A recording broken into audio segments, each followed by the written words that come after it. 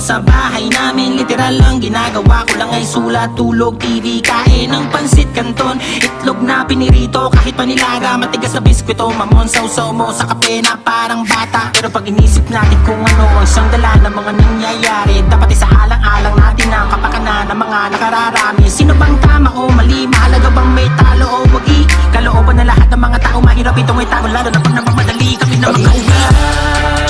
Tapos ang lahat ng bagay na ito, gusto kong umikot gamit bisikleta ko, sumakay sa tricycle, bus, jeep, kahit ano. Kapag wala ng lason sa atin ay pupunta ako sa kahit nasaan ko pa gusto. Talagang sadyang maiini, para bang ang dingding sumisikip na sa harapan, bagamat pumipikit kahit ilang ulit mong dinidelete. Mga sikmura na umiinit, ulam kahapon na hindi init.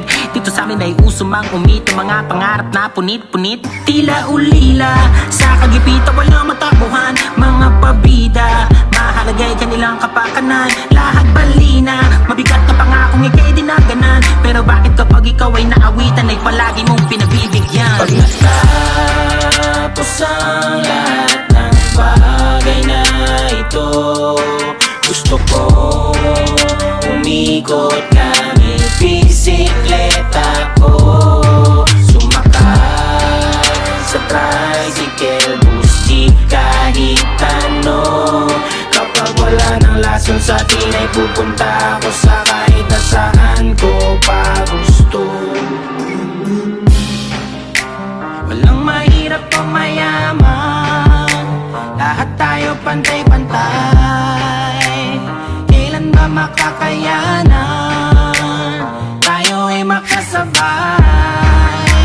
Walang mahirap o mayaman, lahat tayo pantay-pantay.